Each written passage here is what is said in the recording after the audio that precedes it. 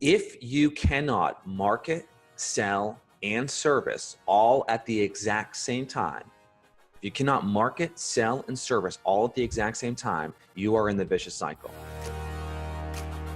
Designed to encourage, empower, and educate real estate professionals by sharing best practices from business leaders that are proven winners. I'm your host, Kyle Malnati, and this is Calibrate Real Estate. Broadcasting from the Mile High City. Thank you for tuning in to the Calibrate Real Estate podcast on Apple, iTunes, YouTube, and Spotify. Our esteemed guest today is Jimmy Mackin, and as you know, I'm your host, Kyle Malnati. Jimmy Mackin was featured on episode 24 and episode 48. Those are good divisible numbers for each other. He was a keynote speaker at our 30 Under 30 reunion last year in Denver. I met him in Boston the year prior. His company, and actually the scene that you see behind me, behind Jimmy, is Curaytor's office in Boston, and I've been in that office. They hosted our happy hour 2 years ago. So Jimmy Mackin, say hello to our audience. Hey everyone, looking forward to a great show today. Looking forward to providing some advice for everyone who's listening, and I'm excited to get into it, Kyle. All right, so if you've been living under a rock and you haven't heard either of the podcasts, or if you just haven't heard of Curaytor or Jimmy, here's a couple of quick notes as to why you should listen. Jimmy is the co-founder of Curaytor, the co-host of The Water Cooler, which has something like 8 million downloads, with guests like Jay Baer and Gary Vee and several other marketing gurus. Curaytor has over $15 million and growing of annual recurring revenue. So one of the things we're going to talk about today is the challenge of growing a business. Mm-hmm. We've got mistakes that people make constantly, whether you're an entrepreneur growing a startup like I am at Calibrate. We've been in business for 2.5 years, yep. Or you maybe have a company that is more seasoned. Jimmy, you've come up with this concept, and I love it, of 5 big mistakes to avoid when building your business. And I like to look at it like the big mistakes entrepreneurs make. You've done this time and time again, not only in your own business, but you help digitally brand companies all across the world. And I'm imagining you see this all the time. Yeah, well, the interesting thing about running a business is that once you hit a certain level of success or growth, it's very easy to sort of look back and say, how can I recreate that? If I were to start a business today, I would sort of know the exact steps in which I would need to take in order to reach, maybe $5 million of revenue or $10 million of revenue. The hard part of running a business is that you really can't predict the next step. And what I'm hoping I'm going to be able to share with the audience today is my lessons along the way, because we're still very much in that journey, Kyle. We're not reflecting on it. We're not sort of, resting on our laurels here. We're very much still out there hustling. What I'm going to share with the audience today is some of the real tough lessons I've learned throughout the process of growing this company, and some of the mistakes that we have made, but some of the mistakes I've seen our clients make. We work with, over 800 clients across the country, US and Canada, and you see a lot of patterns, Kyle. You see a lot of people making the same mistakes over and over again. And I've taken the time to sort of think about that a little deeply and hopefully share those ideas with your audience to help them make less of the same mistakes we did to make this journey a little easier for them. So Jimmy, as you're talking about the Calibrate Real Estate audience, I loved how you shared with me, and this is a year ago now, so I'm kind of pulling back from the Wayback Machine, that there's a lot of turmoil, anxiety, and confusion around digital marketing. That's a space that you are really successful in. And I know for realtors, for real estate professionals, I think a lot of people are like doing all these antiquated things and they're making their lives harder. They're not working smart necessarily. And it's not because we don't appreciate efficiency. It's just, I think that there's so much information out there that we all get overloaded.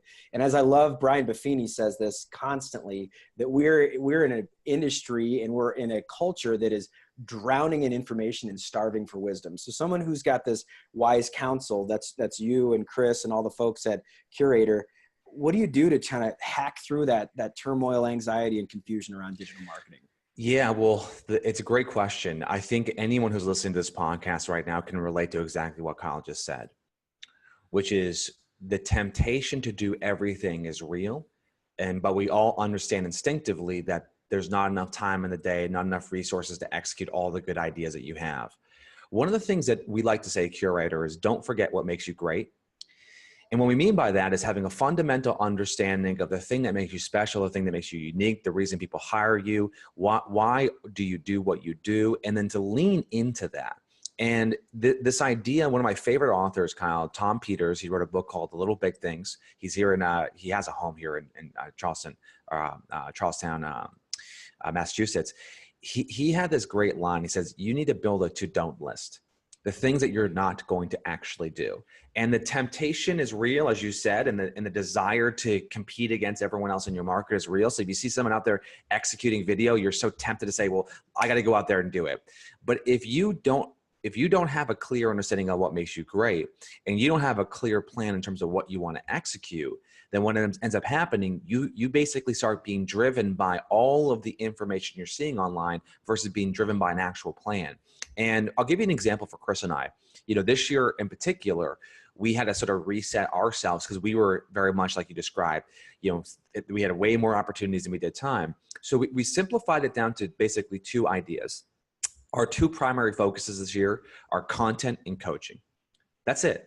Content and coaching. And what that means is we're spending all of our time, or as much of our time as possible, on those two things: creating content for our community, for our clients, for the masses, coaching the clients, coaching the public through the water cooler, or coaching our team internally.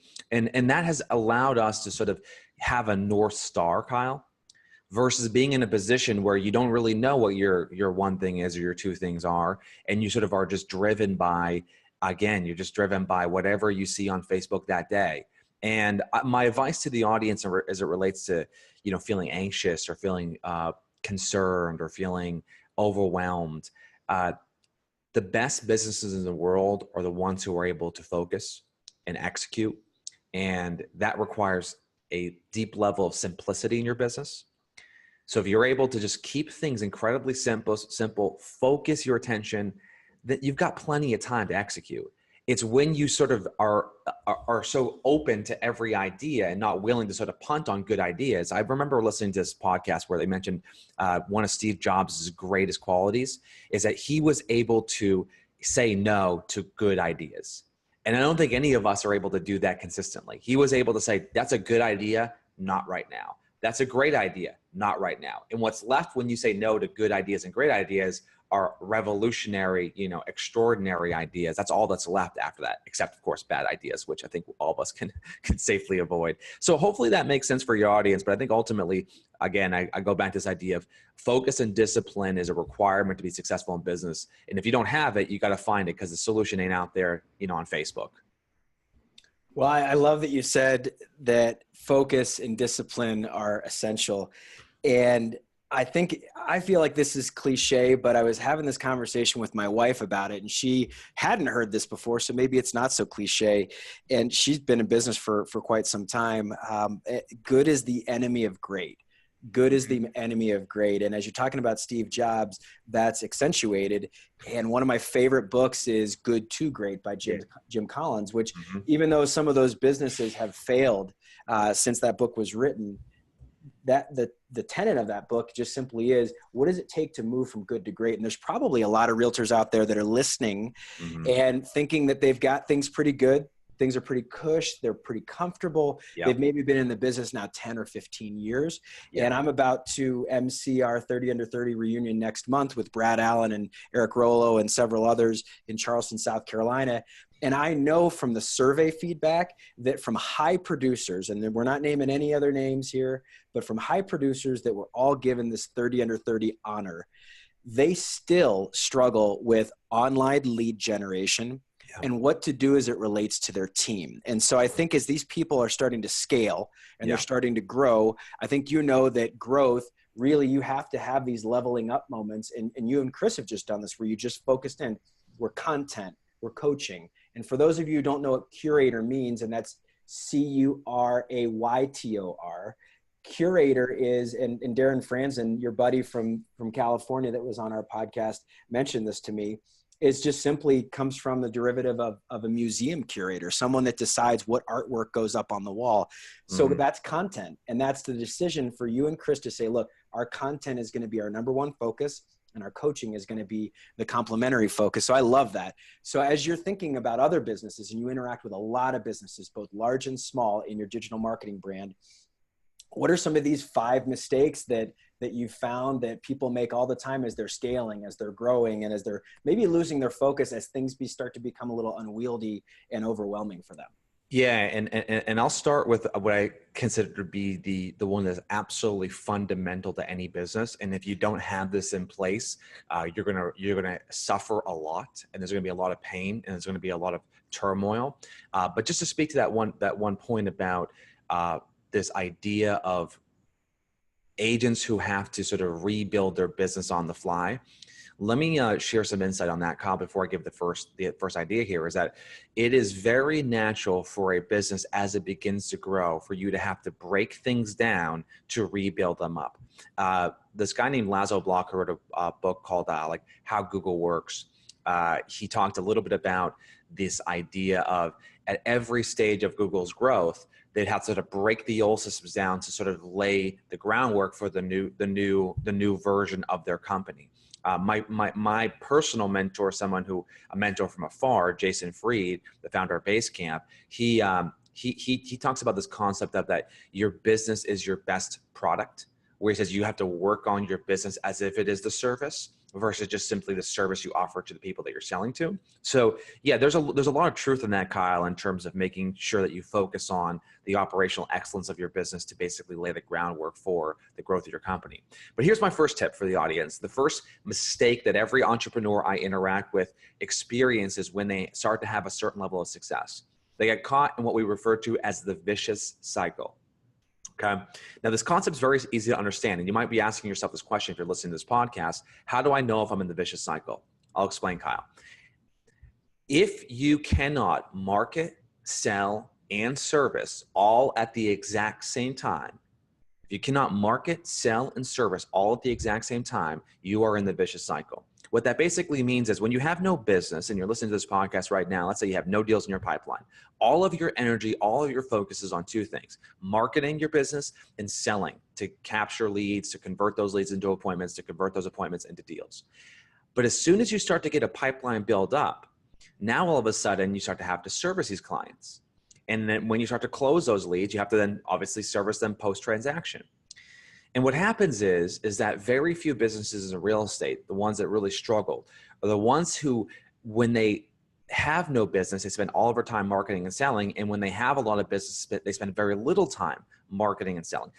It's an impossible decision, because if you were asked a client, if you've got a client you're working with, you're going on a listing appointment, and you got, let's say, back-to-back listing appointments that day, how could you possibly prioritize lead follow-up in that morning when you have 2 deals that you're basically on the verge of turning into a contract? How could you possibly shift from saying, well, I'm going to work on this future business right now, even though I've got this business that's right in front of me that I can take advantage of? So one of the things that we talk about at Curaytor is this idea of building a growth engine. And the concept's very simple. Every day you need to be marketing. Every day you need to be selling. Every day you need to be servicing. It's just that simple. And operationally, you have to define, and this is critical, Kyle, you have to define who owns each bucket. And that might be you if you're a small team with 1 person. That might be a team of 2 or 3 people. That maybe you have an admin and a marketing assistant. You have to define who owns each channel, because if you don't have clarity on that and it's done by committee, then you end up basically being driven by whatever business is happening that particular day.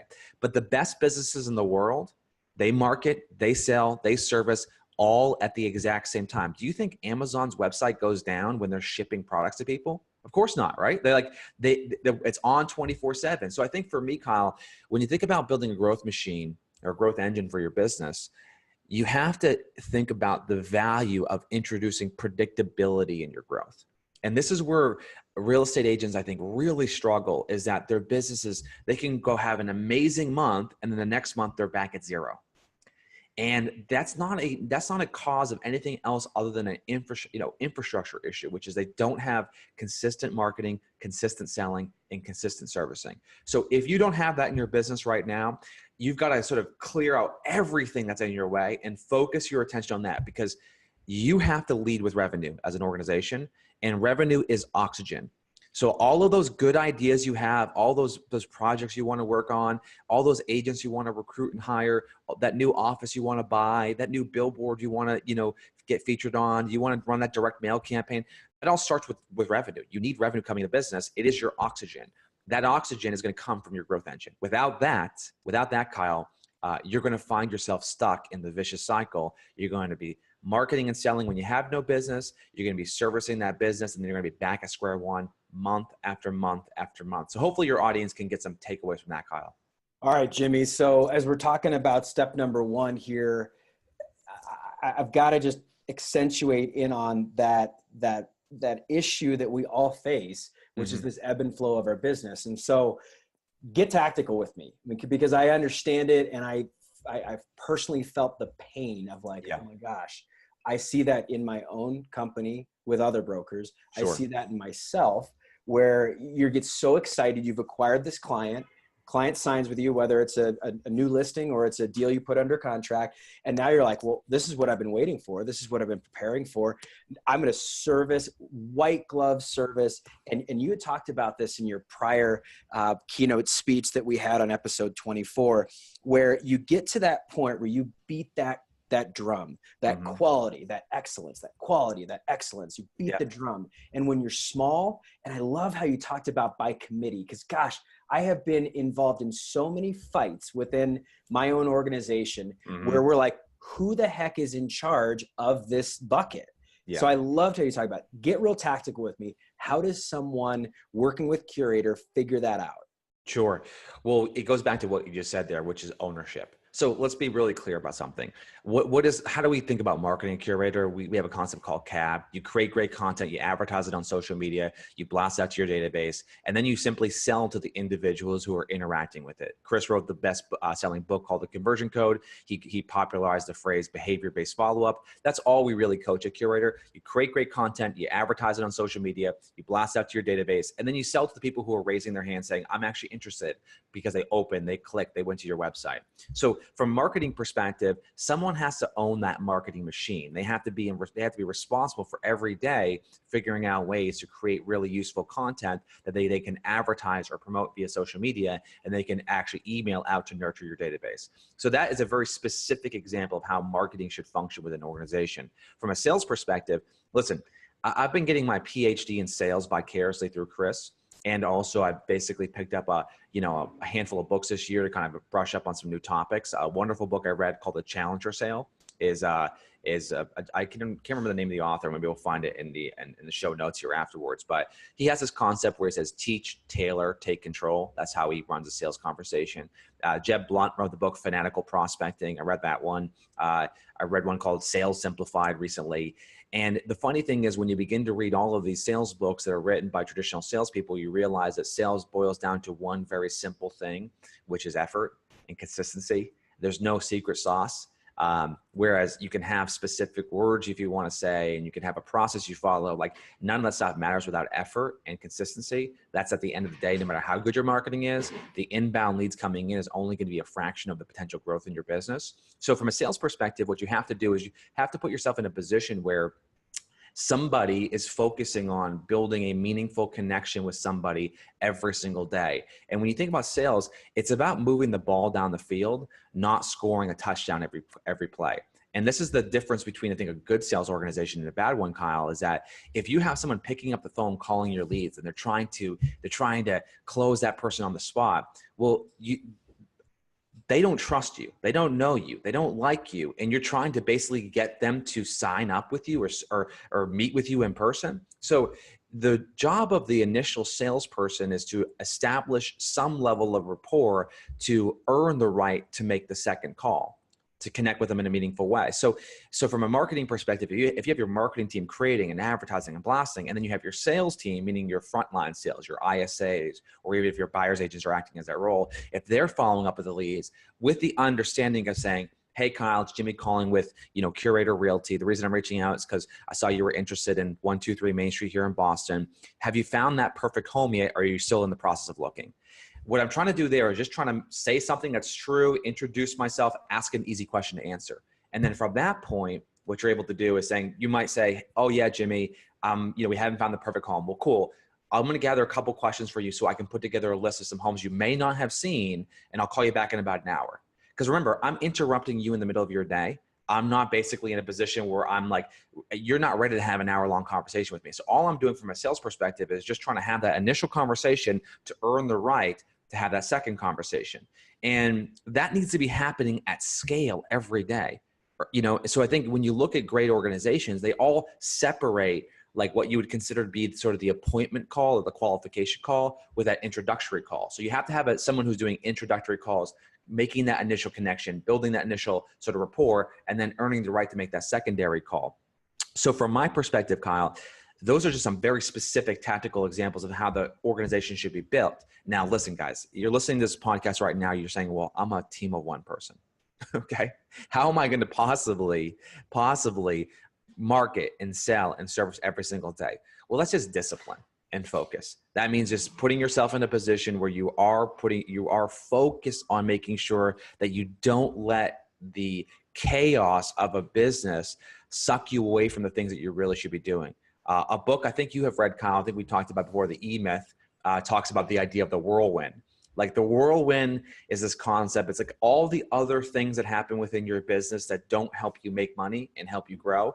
And those can sometimes, account for 80%, 90% of your time, whether it's HR or legal or compliance or, operational stuff. Like this stuff is important. It's necessary, but it doesn't help you grow your business. So my advice to your audience as it relates to the specifics here is that you have to have a plan in which you are following daily, and those daily habits turn into long-term growth. And there's a quote from Aristotle that says, "We are what we repeatedly do.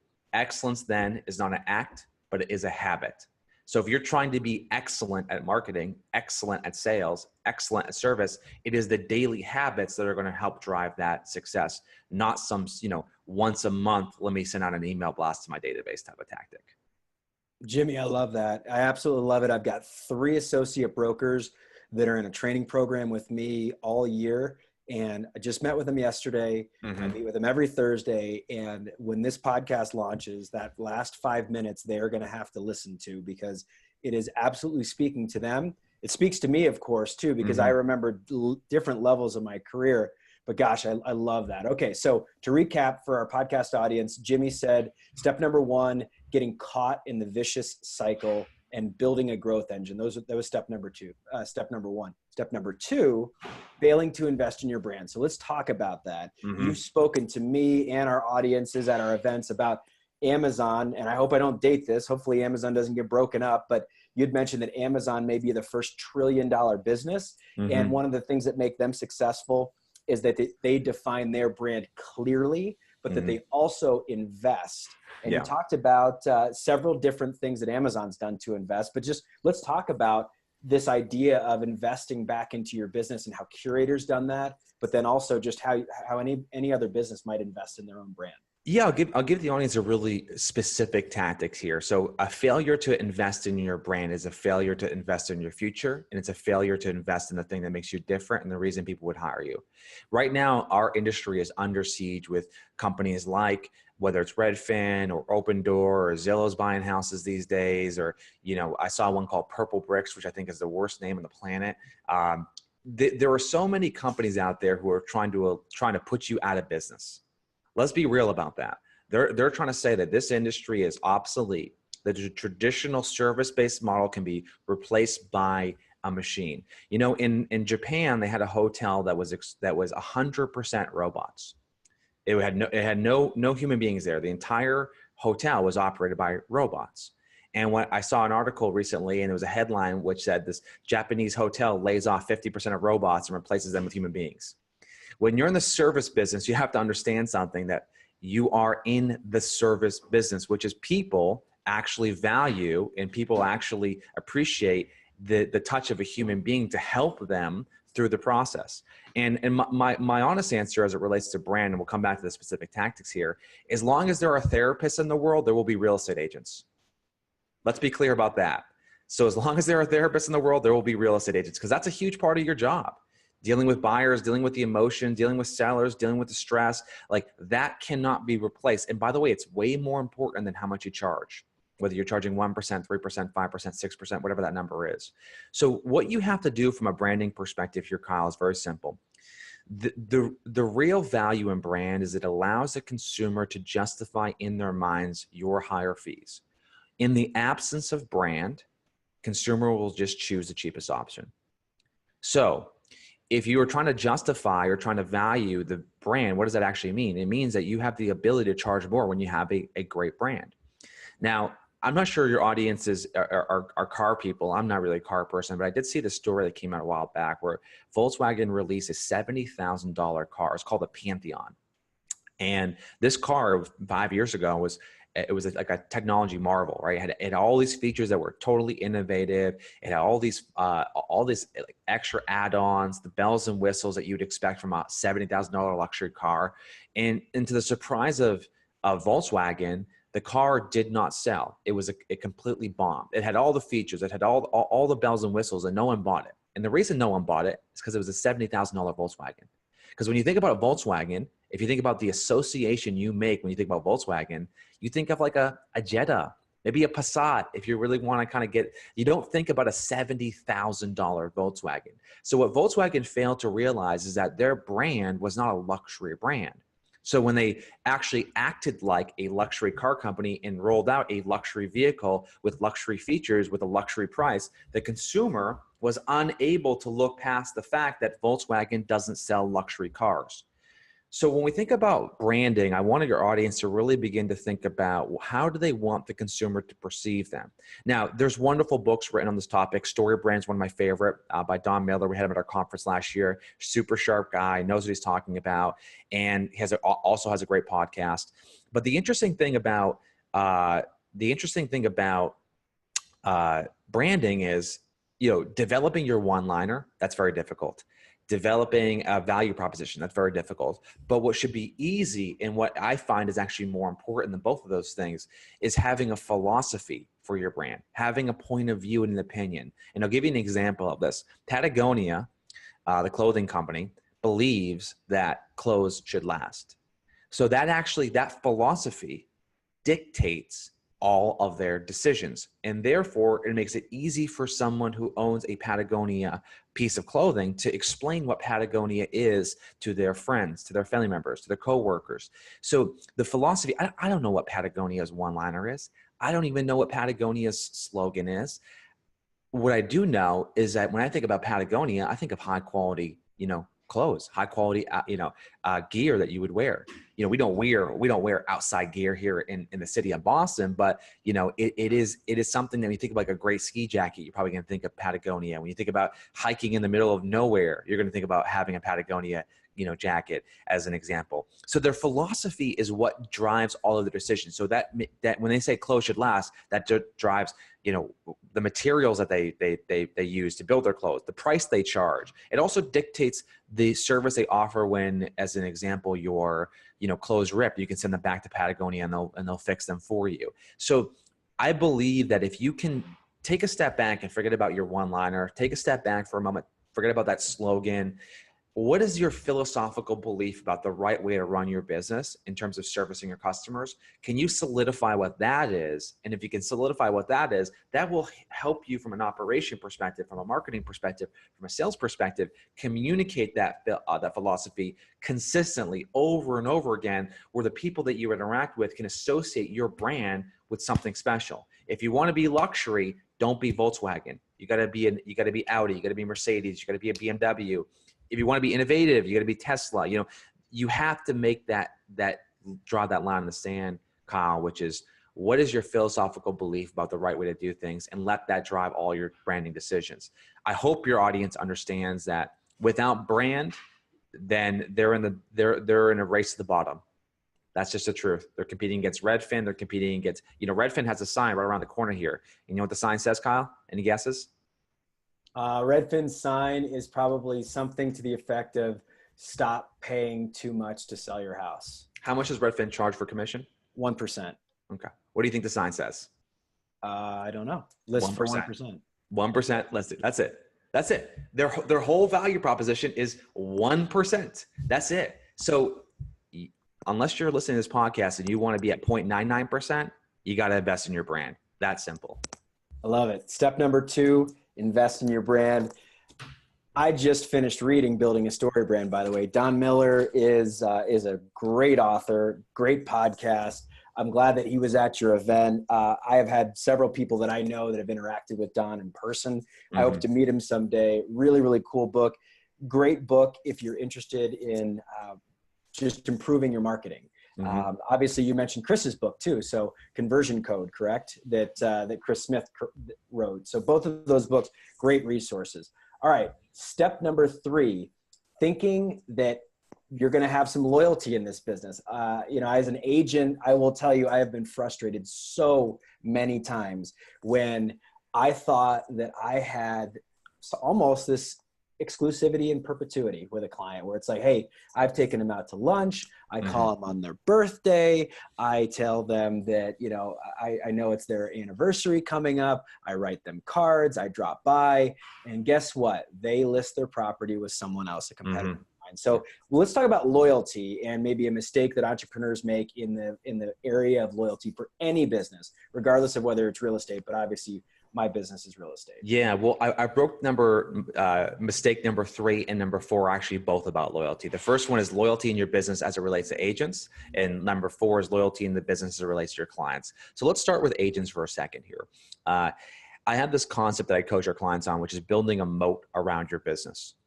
And the very simple concept is this, is that agents are simply not loyal. And the reason that it's important to hear that, even though it's hard to hear it, is that you can have a great culture, you can have a great support system, but if an agent has an opportunity to feel like they can make more money elsewhere for another company as an independent contractor, they're going to make the decision to move on to another company. If they think their own personal success is better suited with a different broker, then they're going to move on. And unfortunately, what happens is, Kyle, in our industry, we've been very confused by the fact that these people are not employees. They are contractors. We do not pay them a salary. We do not give them, a lot of cases, we don't give them health insurance and benefits.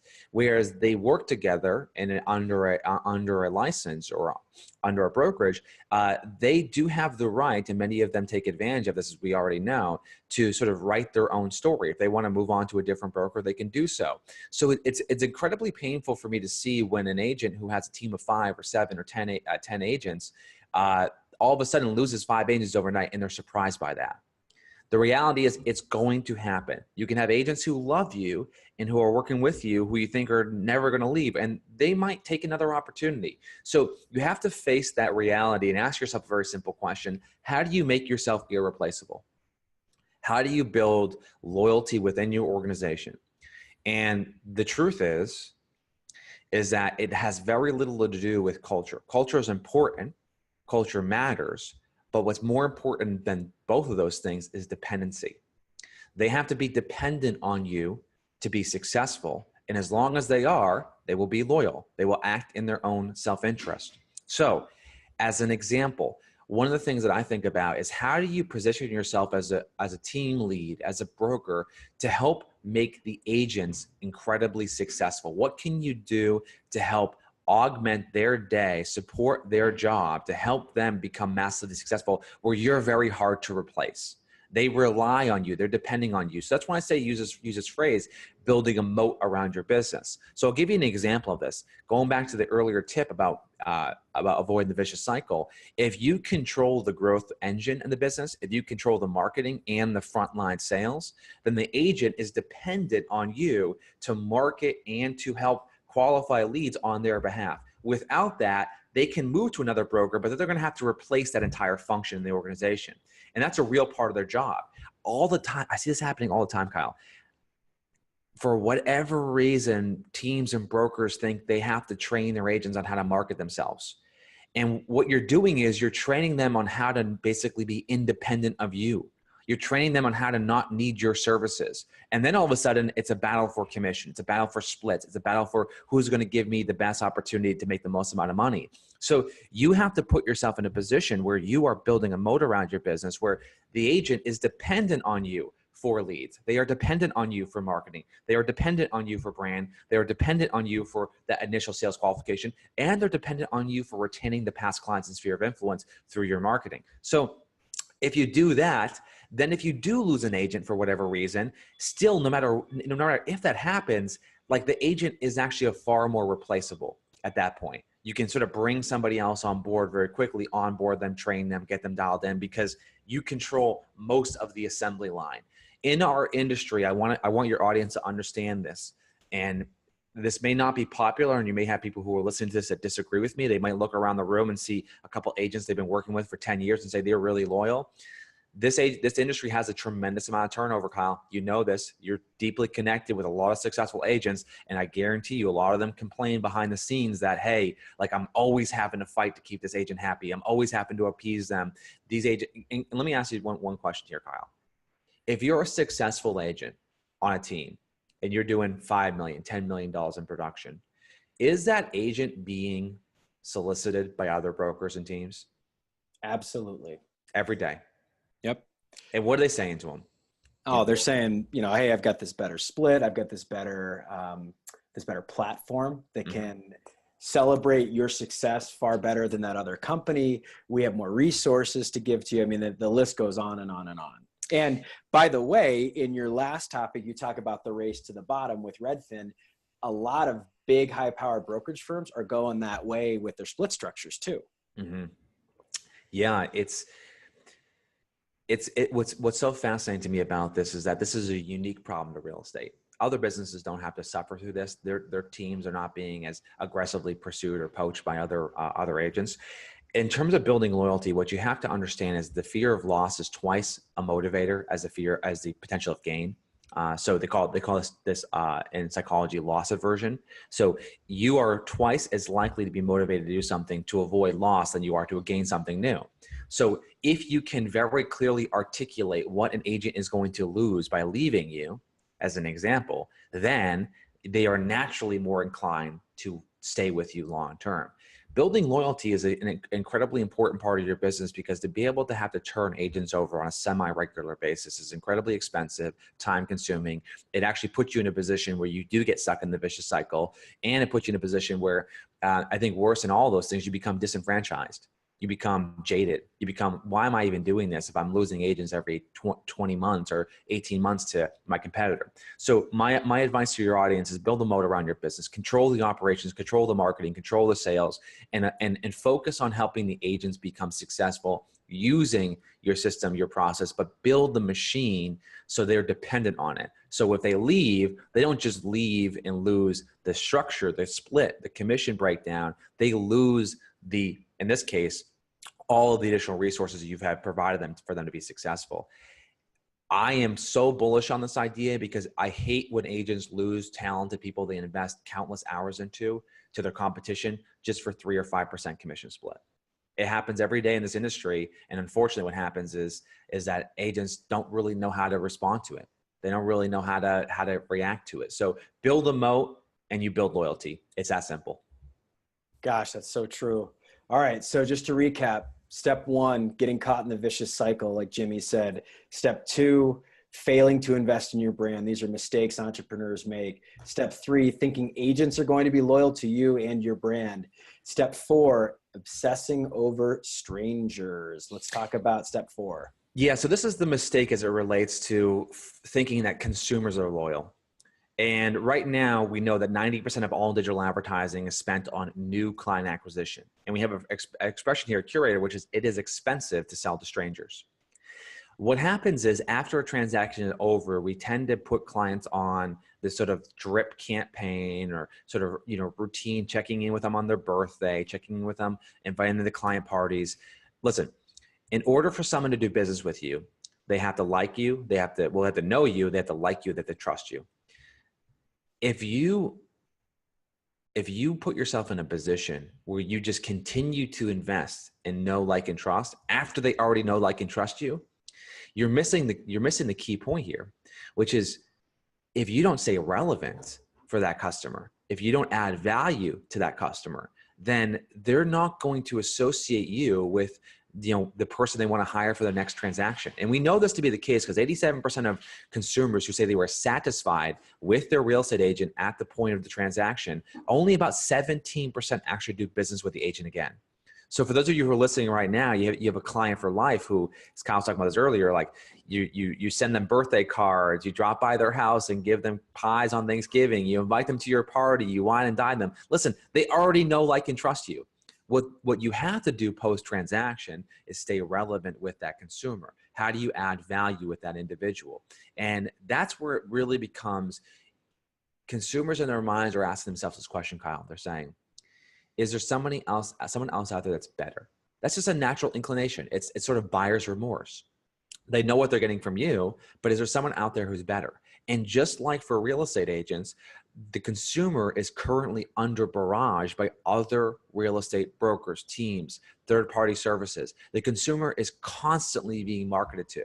So you might call them a client for life, but while you're sitting there sending them a birthday card every 12 months, the other 364 days of the year, they're getting berated by marketing messages from other real estate companies. So if you don't understand that, you're making a really big mistake, because you're missing the opportunity to stay relevant. You want to build that loyalty, you have to stay relevant. Exactly the same way with agents, you have to stay relevant. So one of the things that I like to do is I like to think about, first and foremost, if you want to understand someone's needs, Kyle, you have to ask better questions.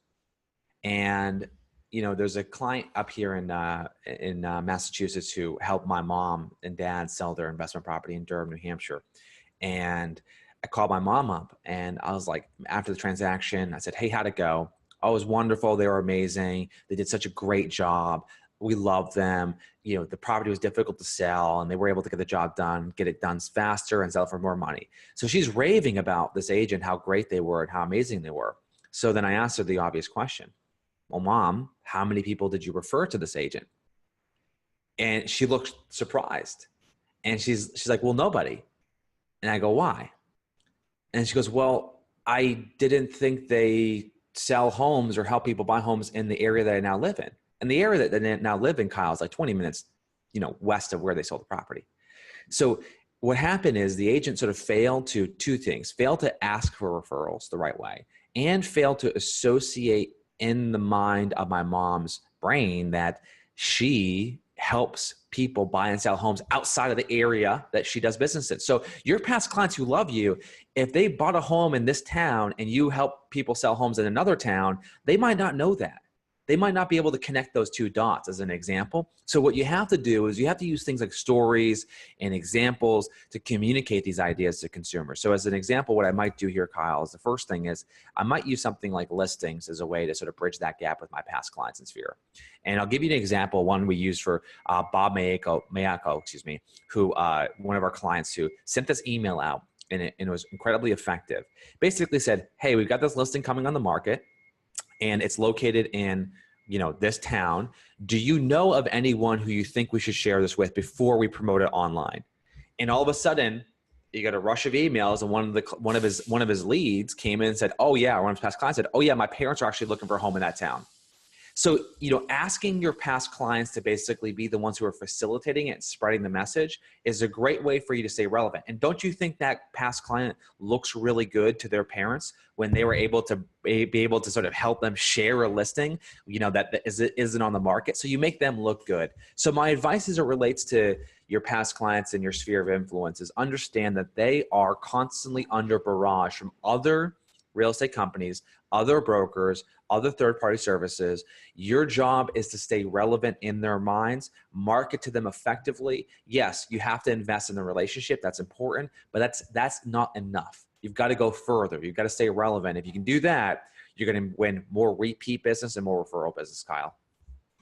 Gosh, that is so true, because you use the same exact steps to stay in flow with them, to stay in touch with them, that you did to acquire them. And that's a huge mistake, because they already know you, they already like you, and they already trust you. And you're like, well, you need to know me now, and you need to like me now, and you need to trust me now. And it's so clear as you describe it, but we all do it. And you get into this loop where you're like, hey, how's it going? So How many times are you going to ask them, hey, how's things go? Like I sat down with a client in Kansas City. I was out there for this event called Recharge. It was an amazing event. They had about 600, 700 agents in the room.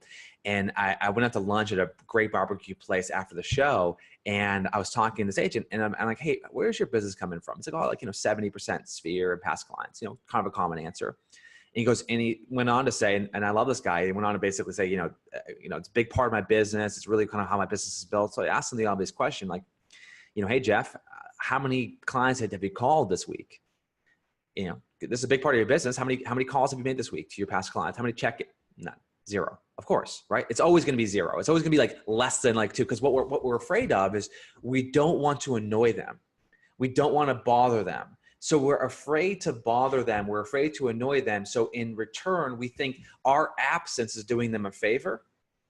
And what we really need to be thinking about is, okay, they own a house. I just sold them this property 3 years ago. What can I provide to them that is going to be relevant and interesting and useful, that adds value to their lives, so they associate me as a trusted resource? If you ask yourself that simple question, you're going to have plenty of ideas. One quick tip for your audience here, Kyle. There's a wonderful site you guys should all check out. It's called Think with Google. Think with Google. And basically it gives you a bunch of information about consumer research and the consumer journey. And that's going to help your audience understand the different phases people go through when they're buying high-end products and services. And hopefully it'll help them come up with better ideas to stay in touch with the past clients beyond just the birthday cards and the client parties.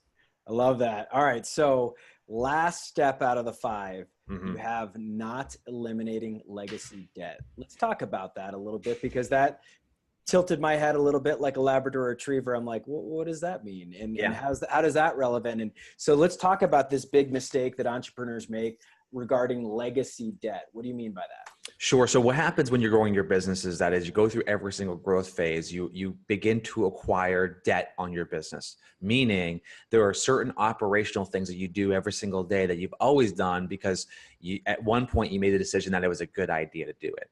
And unfortunately, what happens is your organization becomes riddled with all these processes that made sense at the time, but no longer really are applicable, but you're still doing. So as an example in our industry right now, let's say you have a client who you just went on a listing presentation for. And let's say after that listing presentation, after you got the contract back, you have a list of services you offer that client specifically related to marketing their property. And let's say that list includes 25 different things.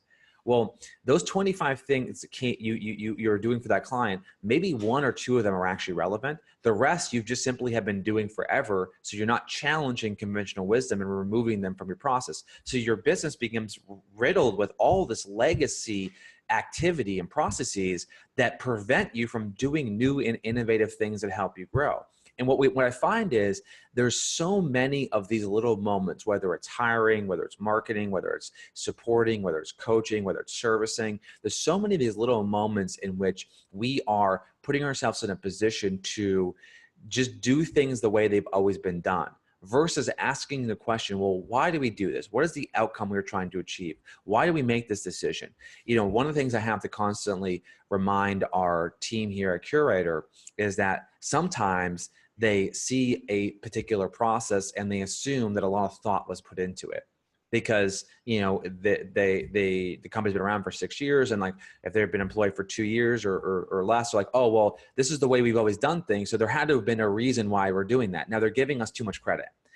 The reason that we're doing that is because, we just sort of had to make a decision at that time to get the job done. So one of the things that we try to coach here internally is this idea that if you think there's a better way, prove it. If you think there's a better way to do something, go out there and do it. You don't have to ask for permission. So an organization very much can become riddled with debt as it begins to grow. It becomes the headwind, Kyle, if you can imagine that for a second, where yes, the process of marketing and selling and servicing, those are all core concepts. But unfortunately what happens is you get stuck with these kind of legacy ideas and legacy services that drown you in paperwork, drown you in process. And this red tape is prevalent and it's pervasive and in almost every business as long as you've been in business for a few years. There's a reason why startups are able to disrupt these legacy companies and these behemoths that are in industries. Is because they don't have any of that. They're not stuck to the past. If you're a large company, you're an oil tanker. It takes you 2 miles to change direction. And what happens with a small company, you can be more nimble, more agile. You have to maintain that level of agility as you scale the company in order to be able to take advantage of all these new opportunities. One of my favorite examples of this This is my last tip for your audience today, Kyle. My favorite example of this is a gentleman by the name of Sam Altman. He runs a Y Combinator, which is an incubator for startups. He talks about this concept called a 10% improvement, which is every week you focus on 10% improvement on a specific activity. Okay.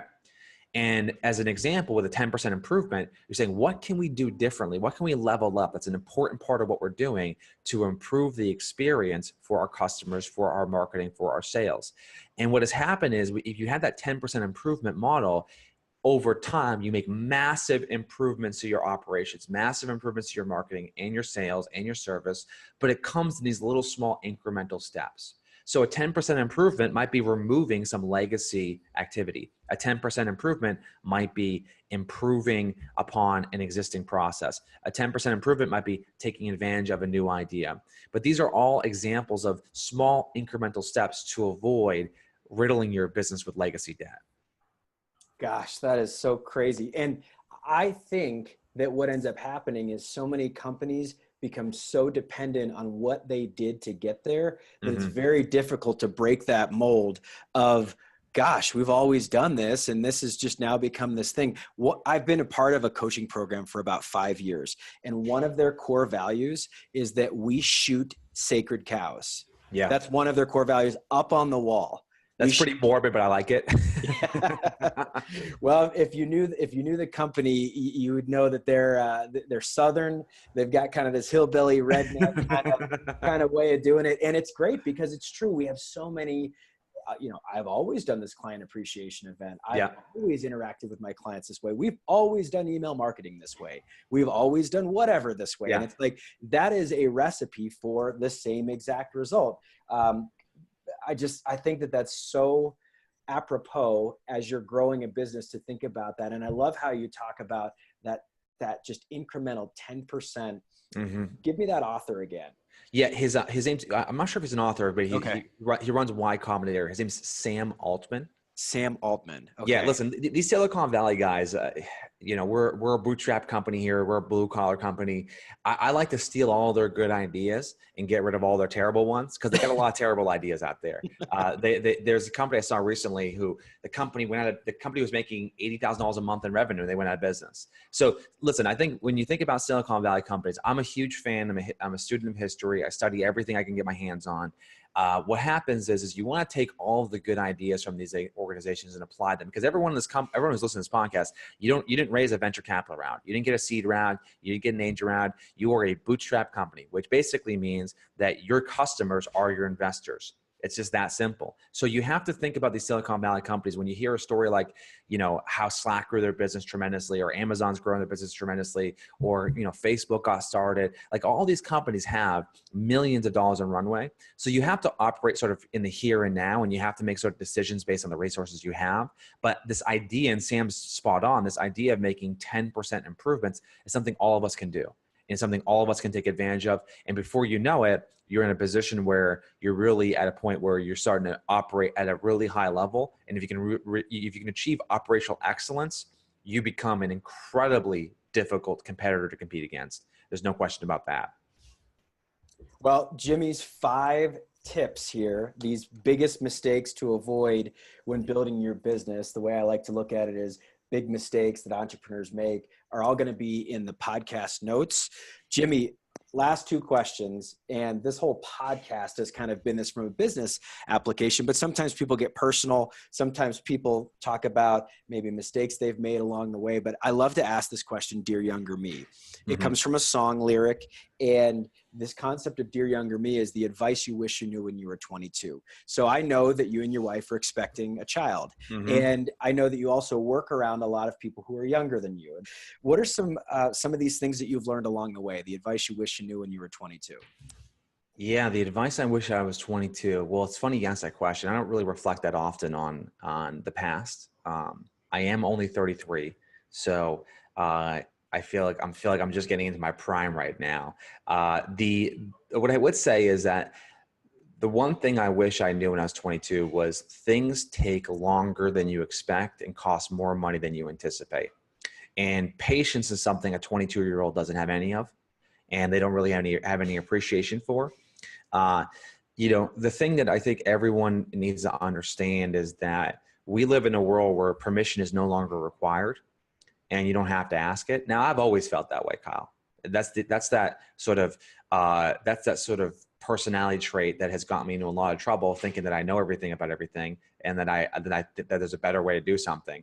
That's actually something that I've always had. But I do think that sometimes as a 22-year-old, you jump to conclusions thinking that you're smarter than everybody else, that you're going to out innovate them. And your ignorance is to a large degree what helps drive a lot of your initial success. At the same time, I think there's a tremendous amount you can learn from the people who came before you. So my advice for a 22-year-old version of Jimmy, keep doing what you're doing, buddy. You got big things coming your way. I just think that from my perspective, it's a hard question. You got me stumped here, because like as I'm thinking through that, I'm like, what could I have done differently when I was 22, or what did I wish I knew? And I've had such an amazing journey that I just don't think I would do anything differently. I love it. That's the answer. Honestly, it's the answer, because anyone that I've asked that's been very successful in their life has answered that way, that like, you know what, I don't know if I'd really change the things that I did. Mm-hmm. There's a couple things. I mean, there's a couple of certain pitfalls that people end up in, divorce or big partnership breakups, or like people issues, I think generally are the things that people kind of communicate, or just kind of stupid things. You're like, man, I should have not done that. But generally, I got plenty of those, but I think you just gave me a thought that came to my mind. I do think that one thing that I do wish I learned earlier in my career is not to associate my business success with my personal happiness. Yes. And you have to decouple those things.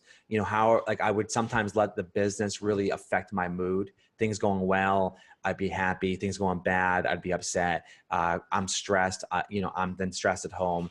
Decoupling those things is an incredibly difficult thing that I think every entrepreneur struggles with, but it's really essential to your sanity, because if you ride those highs and lows, what ends up happening is you end up becoming too emotionally attached to what's happening in the business. And it affects your personal relationships, and you just become a miserable person to be around, So I think that is something that I would actually, try to do a better job of in my past, is separating those two things. What happens in the business versus what happens in your life. I am not Curaytor. I am Jimmy Mackin. I just happen to be, the co-founder of this company. And that type of separation is very difficult when you're an entrepreneur. Yeah. And if you're building a business to last far past your existence in it, you have to be that way. And some of the best advice I got was from my own personal mentor. People have heard me talk about him a lot, where he said to me at one point, he's like, you've got to detach yourself from the outcome. Yeah. You're pressing way too hard into the outcome, which you have no control over. Mm-hmm. All you can do is the steps that lead up to the outcome. But once the outcome is, that decision maker is going to make the best decision for them. And if you position yourself in the right way and you feel like you've done everything right, you should be able to go to sleep at night saying that decision is going to be made and I'm okay with the outcome either way. Yeah. Jimmy Mackin, this has been a phenomenal interview. I'm going to re-listen to this multiple times, share it with lots of different people. For those of you that missed maybe a couple of Jimmy's prior episodes, episode number 24 and episode number 48 are both episodes where Jimmy was featured on our podcast. Let's talk about Curaytor, curaytor.com, CURAYTOR.com. And then Jimmy's coworker, a good guy by the name of Darren Franzen, was on our podcast recently. He was on episode number 62. So you should check that podcast out, episode 62, Mindset for Growth. Darren's out in LA and we have fun discussions. So Jimmy, thank you so much for your time, for your energy. And as I love to say, for my guest here, Jimmy Mackin, for Jillian at Curaytor, who got this all set up, and for Kayla Davis, our podcast producer, I love to say we will see you around the neighborhood. Thanks, everybody. Bye-bye. Thanks, everyone. Thanks, Kyle.